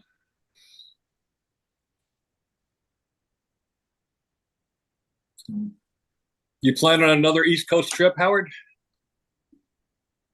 No. I'm not planning one, but whatever happens, we can go to my field. You can try them all out. And that goes for anybody here. If you want to come and fly them, you're welcome to. You would trust me? Well, I probably wouldn't fly. No, I would fly, but I wouldn't do anything overhead. I remember once flying Big Jim Greenaway's Pattern Master, the very first one, which was a 40 size, smaller one. And I had never met him before. And of course, he grew up with Billy Simons up in Washington Heights, New York, up by the George Washington Bridge. They used to go fly together at Van Cortlandt Park. So I started going to Flushing Meadows with Billy Simons, and there was Big Jim Greenaway. I'd never met him before. So Billy introduced me, and he never called me Bob or Hunt. He called me Bobby Hunt. It was one word, Bobby Hunt. So I met him, and he says, "Bobby Hunt, would you like to fly my new Pattern Master?" I said, "Gee, Jim, yeah, it would be an honor, So Jim was like 400 pounds. He was big, Jim. Big. And it took him about a minute to kneel down, and he would hold the airplane with 2 fingers and hold the cigar in his pinky and his ring finger. And he'd get ready to flip the prop. And I'm out there at the center of the circle. I'm nervous because I'd never met this guy before, and I'm flying this gorgeous airplane. And I said, "Big Jim, I'm sure glad that I can run faster than you in case anything goes wrong." Well, he put the cigar in his mouth. He stood up. It took about a minute. Pulled the cigar out of his mouth. He went, "Oh, that's okay. You crash it, I'll turn over your car."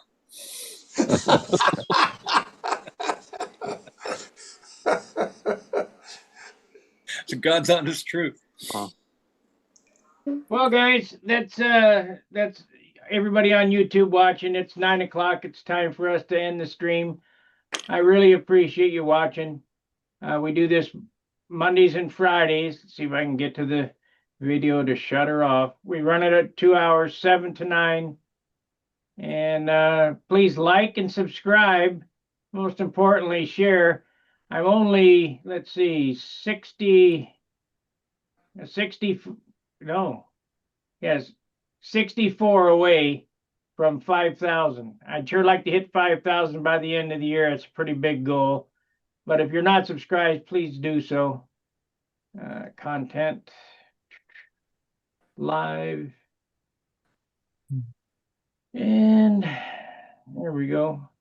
All righty, we'll see you tomorrow. Fair winds, Good. tight lines. See you. Hey, Howard. Yeah. You know, I've been working on, you saw it last week, I've been working on